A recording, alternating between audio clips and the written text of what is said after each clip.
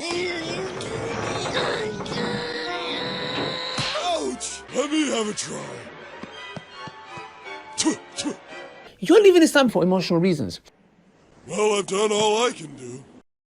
Ex-Muslims find themselves in a unique situation even among other apostates. They do share many experiences with ex-Christians like myself, but they also face challenges unique to coming out of Islam specifically. There are certain myths and lies propagated about ex-Muslims which they face constantly, and those deserve to be refuted. Here, we'll take on 4 of those lies, and with each, I'll bring in a different ex-Muslim activist to share their perspective on it. They just haven't studied X, scholar, or passage. If you're any type of apostate, you may have heard some variation of this. As an ex-Christian, I hear this all the time. However, even being an activist, I can't say that this is thrown at me as often as it's thrown at many of my ex-Muslim friends. Anyone that understands Islam fully, they will find it. Never will you leave Islam. Never. Wallahi billahi. No way. I tend to think that a reason why Muslims say this is that it allows them to maintain the belief that the more one studies Islam, the truer it appears, and no one could possibly be properly educated about Islam and then disbelieve it. After all, if one can study Islam thoroughly and then disbelieve it, well, that might mean that Islam isn't true. It comes off to me as a defensive move motivated by fear. The reality is, though, that 1, plenty of highly educated Muslims leave Islam, often motivated by what their high level of education tells them about it. And 2, there are plenty of good reasons to leave Islam that aren't complicated or difficult to understand. As an atheist myself, I don't believe in Islam simply because I don't think it satisfied the burden of proof for its claim that there is an omnipotent, omniscient, omnibenevolent God in existence. A lot of ex-Muslim atheists disbelieve for that same reason as well. Other common, simple reasons for disbelieving Islam include it conflicts with science in positing that all of humanity came from 2 people, Adam and Eve. There's no proof of its supposed miracles. Muhammad apparently split the moon in half, but there's no evidence that that ever happened. Islam claims to have a perfect system of morality under which everyone thrives, but the Quran endorses a man beating his wife for disobeying him.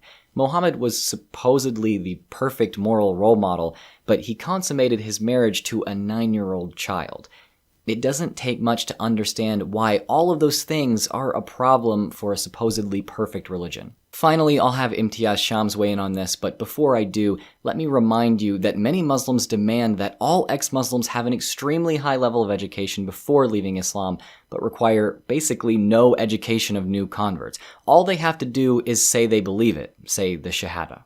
Something that I really hate is this idea that you have to have like a PhD and a certificate from Azhar University at Egypt to be an ex-Muslim. It's so common, and it's ridiculous because often what I'll say back to them is, okay, cool, let's talk about Mormonism. What do you know about Mormonism? And mostly Muslims have no clue about Mormonism, Joseph Smith, the Book of Mormon, but yet they don't believe in Mormonism. So I always say, well, why are you not a Mormon? And if they have any arguments, I say, well, no, you don't have a PhD in Mormonism. So it's like people don't understand, it doesn't click in their head that leaving Islam doesn't require an in-depth knowledge base of Islam. That said, a lot of ex-Muslims that leave actually do know a lot about Islam. In fact, often when you speak to them, they've done more research about it than a lot of Muslims who practice. You know, you've got Muslims who kind of like were born into it, so they kind of, practice here and there, they do the rituals. They don't know much about it. They don't even speak Arabic a lot of the times. While ex-Muslims, a lot of times, because it's something that's so big that you're leaving, you end up digging in deep. So in my case, for example, I grew up in an extremely religious environment. I was, going to mosque like all the time. I've been fasting since I was 7 years old. So it's like, it was a big part of my life. So I didn't leave it without lack of knowledge. But that stereotype is wrong as well. Just because someone leaves it, if they don't agree with it, doesn't mean they have to have a PhD in it, So I would say, if that's the stereotype you have, I'd recommend either you understand that it's wrong, or you do a PhD in every single religion in the world so that you can actually say that you're not a Christian or a Hindu or a Buddhist. They just want attention or they would leave quietly. Apparently, true ex-Muslims would never care about speaking against Islam. They would just leave it and never talk about it again. After all, when your entire life is forced to radically change by a shift in your worldview, you've been taught to be paralyzed by the fear of hellfire for disbelieving, and most of your friends and family see people like you as mortal enemies, your first instinct is obviously to get over it and just move on immediately. No, getting positive attention to stroke one's own ego is not the point of speaking out publicly for really any ex-Muslim. People are shunned, made homeless, imprisoned, or even killed for being apostates. There are 13 countries in the world, all Islamic, which punish apostasy by death.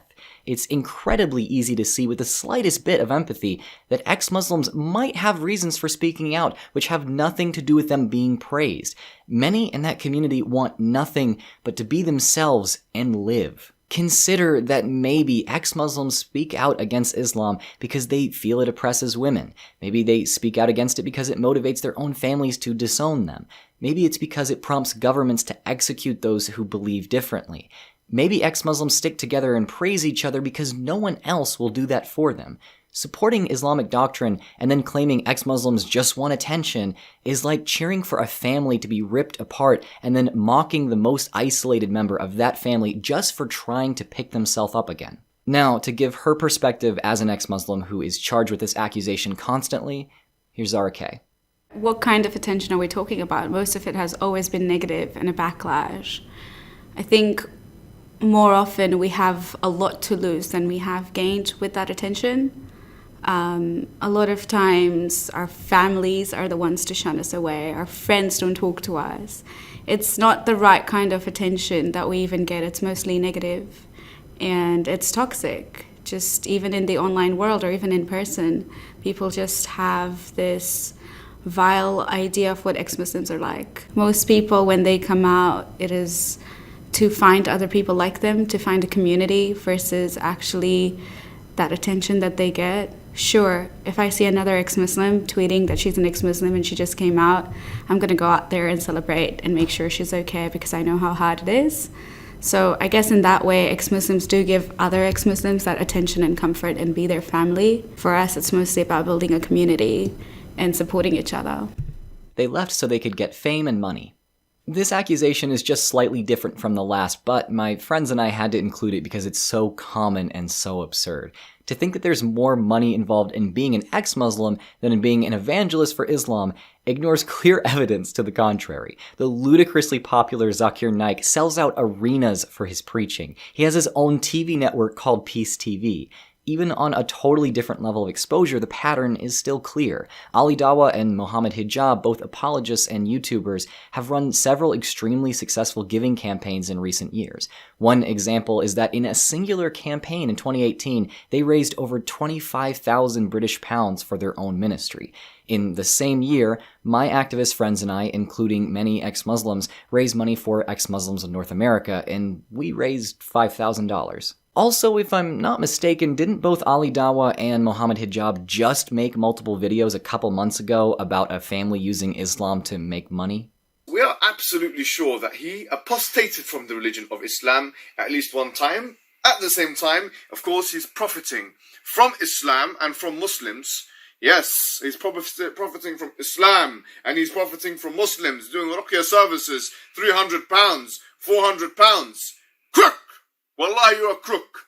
Meanwhile, the only person I can think of who probably makes a pretty significant amount of money off of speaking up as an ex-Muslim is Ayaan Hirsi Ali, but that comes at the cost of her being able to live any sort of normal life. She constantly receives death threats and can't travel anywhere without bodyguards. I highly doubt any amount of money could make that worth it for her. She probably just speaks up for other reasons.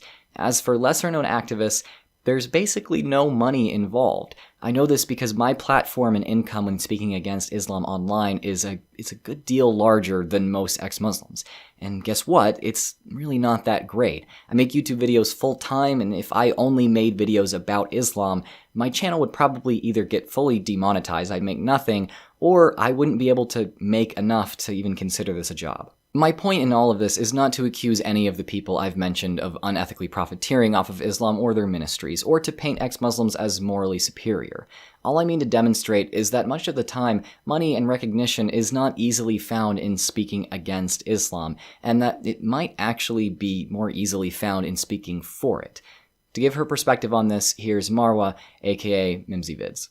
I get told all the time that I am openly an ex-Muslim because of fame and money, and that's basically why I want to do it. But it's actually the complete opposite. Firstly, there's actually no money in this. I don't know why they have this impression that I'm like working for the Jews or the Zionists or something like that. There's absolutely no money in being an ex-Muslim. No one wants to stand by you. In fact, we are opposed by everyone because it's too controversial.